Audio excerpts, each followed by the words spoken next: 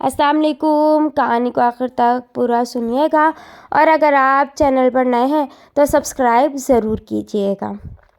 میں فاطمہ فاروق ہوں. قبول اسلام سے قبل میں جینسا مولنجر تھی. نائجیرین نژاد امریکی تھی اور چونکہ آزاد معاشرے میں پلی بڑھی تھی لہٰذا فحاشی کی لت لگی ہوئی تھی. عین جوانی میں میرے چار بوائے فرینڈز تھے اور ہر رات کوئی نہ کوئی میرے پاس ہوتا تھا. عمل غلاظت کی وجہ سے مجھے گلے کا کینسر ہو گیا اور جب میں 24 سال کی ہوئی تو میرا مرض ناقابل علاج ہو گیا.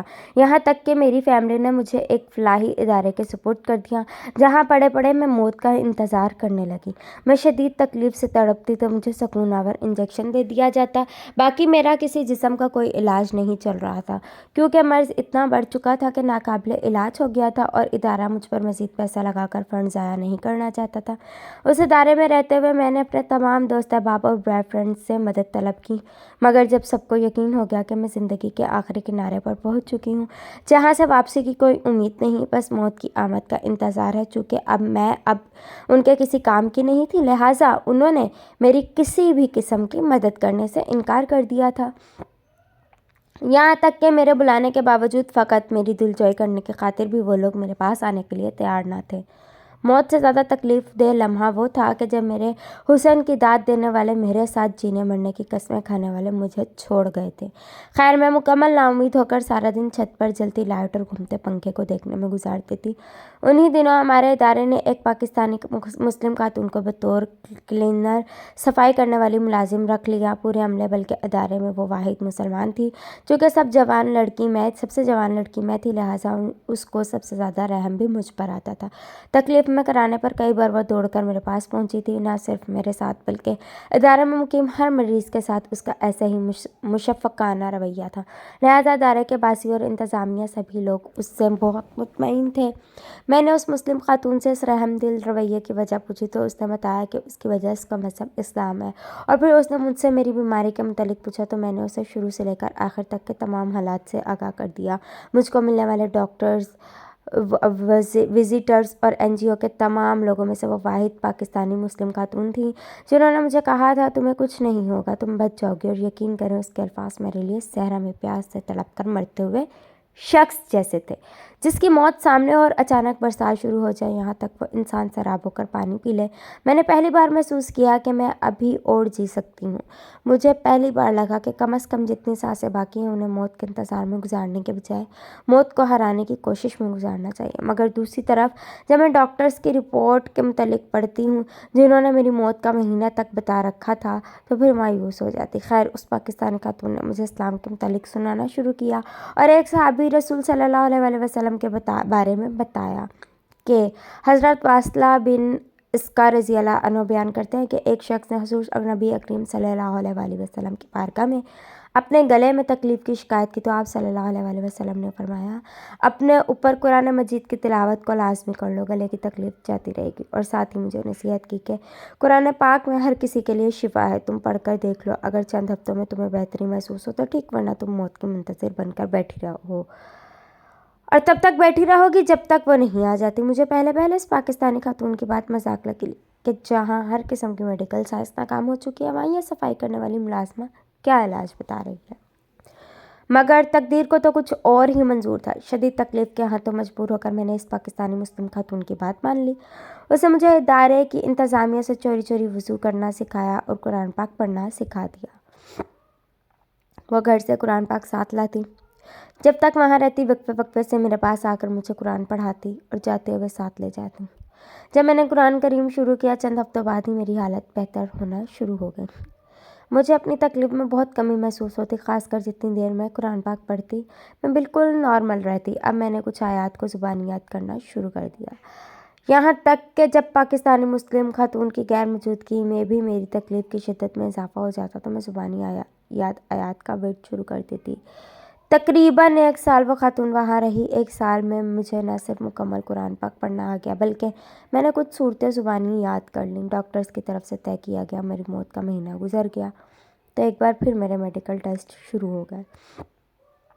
اب کی بار میڈیکل رپورٹس میں کینسر کے بجائے گلے کی ایک اور بیماری آ گئی جو قابل علاج تھی، لہٰذا میرا علاج شروع ہو گیا۔ میرے گھر والوں کو پتہ چلا تو انہوں نے بھی مجھ سے میل ملاقات شروع کر دی۔ میرے دوست بھی میری زندگی میں واپس آنے لگے۔ ڈاکٹر سمیت ہر کوئی حیران تھا کہ یہ معجزہ کیسے ہو سکتا ہے، ہماری سابقہ رپورٹس کیسے غلط ہو سکتی ہیں، مگر کسی کے پاس کوئی جواب نہ تھا۔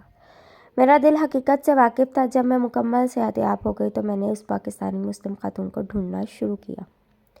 اسی ادارے سے اس کا ایڈریس لیا، مگر وہ کسی دوسرے اسٹیٹ میں منتقل ہو چکی تھی، لہٰذا میری اور ان کی ملاقات نہ ہو سکی۔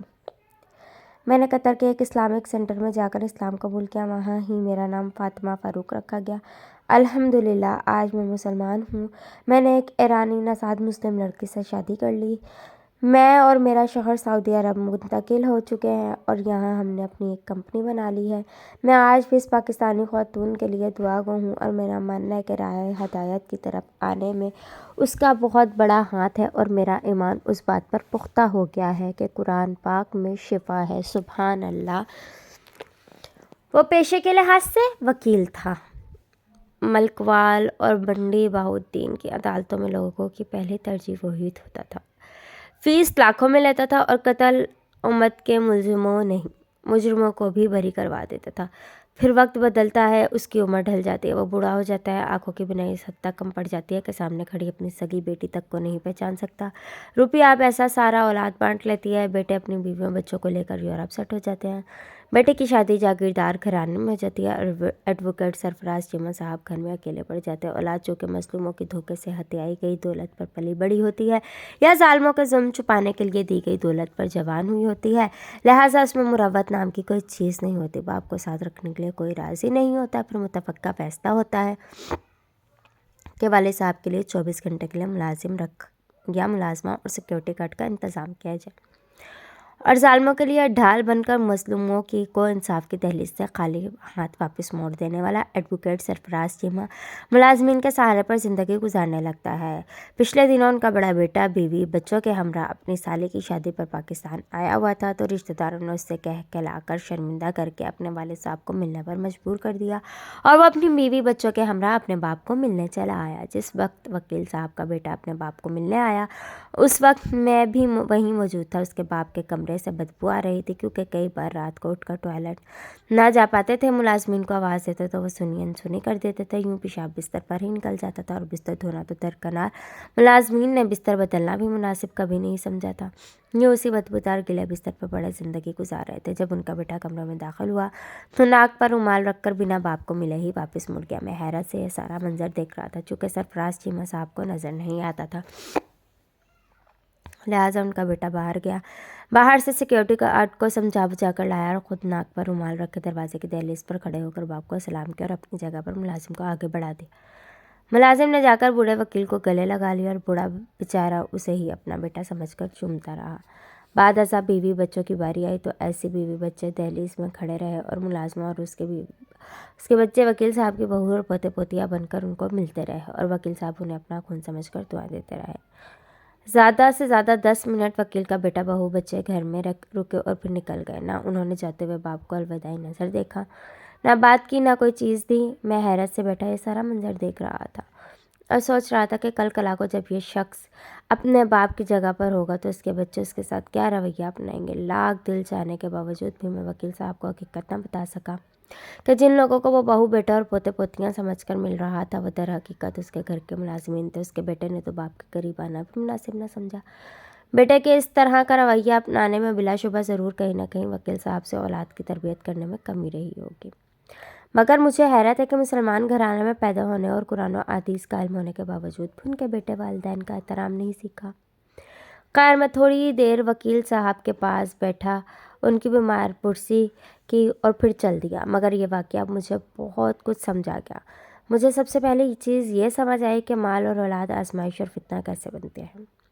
مجھے دوسری چیز یہ سمجھ آئی پیشہ کوئی بھی اپنا مگر ظالم کے ساتھ کھڑے نہ ہو، اور تیسری اور سب سے اہم بات یہ سمجھ آئی کہ اپنی اولاد کو رشتوں سے محبت اور احترام کرنا سکھاؤ، ان کے دل میں دولت اور عہدے کا لالچ پیدا نہ کرو۔ یہ تینوں کام وکیل صاحب نہیں کر سکے، مگر میری خواہش کہانی پڑھنے والے لوگ ضرور کر لیں، کیونکہ وکیل صاحب کا وقت گزر گیا مگر آپ کا وقت آج شروع ہو رہا ہے۔ وہ قتل کیس میں گرفتار تھا، اسے اس انداز میں باندھ کر تشدد کا نشانہ بنایا جا رہا تھا کہ وہ ہل نہیں سکتا تھا، یہاں تک جب مارچ سہنے کی سکت نہ رہی تو اس نے اپنا جرم قبول کر لیا تھا۔ اس کا نام شیخ کامل تھا۔ اس نے اپنے دوست کے کہنے پر ایک آدمی کو گاڑی میں لفٹ دی تھی۔ ابھی گاڑی منزل مقصود پر نہ رکی تھی کہ پولیس نے اسے چاروں طرف سے گھیر لیا تھا اور وہ دونوں سواروں کو پکڑ کر تھانے لے گئی تھی۔ وہاں جا کر پتہ چلا تھا کہ شیخ کامل نے جسے لفٹ دی تھی وہ شخص قتل کر کے فرار ہوا تھا، اور کسی آدمی نے اسے اسی گاڑی میں سوار ہوتے دیکھا تو پولیس کو اطلاع دی۔ پولیس نے فوراً ہی گاڑی کا پیچھا شروع کیا اور مناسب موقع دیکھ کر دونوں کو گرفتار کر لیا تھا۔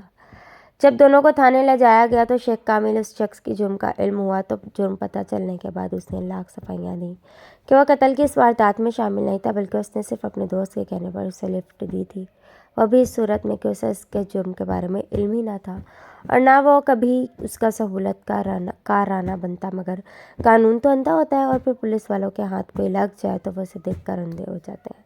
لہٰذا انہوں نے شیخ صاحب کی کسی صفائی پر یقین نہ کرتے ہوئے آؤ دیکھا نہ تاؤ سے پیٹنا شروع کر دیا، یہاں تک کہ شیخ صاحب نے اپنا جرم قبول کر لیا تھا۔ دوسری طرف شیخ صاحب نے اپنے دوست کا حوالہ دیا تھا کہ اس کے کہنے پر اس شخص کو لفٹ دی تھی۔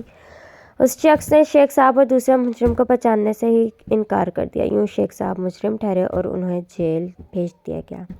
ایک عرصہ بعد شیخ صاحب نے دل کی باتیں شیئر کرتے ہوئے اپنے جیل کے ساتھی کو بتایا کہ بے شک میں اس جرم میں شریک نہیں تھا، مگر مجھے قتل کے جرم میں سزا ٹھیک ہوئی ہے، جس پر سامنے والا شخص حیران ہو کر شیخ صاحب کو دیکھنے لگا۔ شیخ صاحب نے اپنی بات کو مزید آگے بڑھاتے ہوئے بتایا کہ میں نے محبت کی شادی کی تھی، میری بیوی نے میری خاطر سب کچھ چھوڑ دیا، مگر 1.5 سال بعد جب وہ امید سے تھی تو میں بھی اس سے اکتا گیا اور میں نے اسے جان چھڑانے کا منصوبہ بنایا۔ میں اپنی بیوی کو مری لے جانے کے بہانے ساتھ لے کر ٹرین میں سوار ہوا اور راستے میں رات کے وقت اس چلتی ٹرین کے دوران دروازے پہ لے گیا تاکہ وہ سفر کو انجوائے کر سکے، اور وہیں سے اسے چلتی ٹرین سے دھکا دے کر موت کے گھاٹ اتار دیا۔ اس کی چیخ بھی ٹرین کے شور میں دب کر رہ گیا تھا۔ میں اگلے اسٹیشن پر اتر کر واپس کراچی آ گیا اور آج تک میرے اس جرم کی کسی کو کانوں کان خبر نہ ہوئی، یہاں تک میں بھی اسے بھول گیا، مگر خدا کا وہ میرا جرم معلوم تھا، لہٰذا میں نے دوستی نبھانے کی خاطر ایک شخص کو لفٹ دی اور میری یہ نیکی مجھے جرم کی سزا دلوانے کا ذریعہ بن گئی۔ آج میں اس جرم میں بظاہر بے گناہ ہوں، مگر مجھے یقین ہے کہ میں کبھی خود کو بے قصور ثابت نہیں کر سکوں گا۔ مجھے میری محبوبہ کی قتل کی سزا مل کر رہے گی، کیونکہ ایک تو میں نے محبت کے نام پر اس سے سارے رشتے چھین کر اسے بے سہارا کیا اور پھر بعد میں اسے قتل کر دیا۔ قتل کرتے ہوئے مجھے یقین تھا کہ اگر میں اس کے قتل میں پکڑا بھی جاؤں تو باعزت بری ہو جاؤں گا، کیونکہ کیس کی پیروی کرنے والا کوئی نہیں تھا، مگر میں بھول گیا تھا کہ اللہ تعالیٰ کی ذات کے پاس ہر چیز کا ثبوت ہے، اور میں اس دنیا کی عدالتوں سے بچ بھی جاؤں تو اللہ تعالیٰ کی عدالت سے نہیں بچ سکتا۔ میرے ساتھ ہوا بھی ایسے ہی کہ جس قتل میں ملوث، اس قتل کے سارے ثبوت میرے خلاف ہو گئے، مجھے مجرم ثابت کر کے سزا سنا دی گئی اور میں اپنی سزا کاٹ رہا ہوں۔ میں اپنی کہانی کے ذریعے لوگوں کو یہ سبق دینا چاہتا ہوں کہ دنیا میں جن کا کوئی نہیں ہوتا اس کا بھی خدا ہوتا ہے، اور اللہ تعالیٰ سے بڑی تو کوئی طاقت ہی نہیں، لہٰذا کبھی کسی کو لاوارث سمجھ کر اس پر ظلم تو بالکل بھی نہ کریں۔ اللہ حافظ۔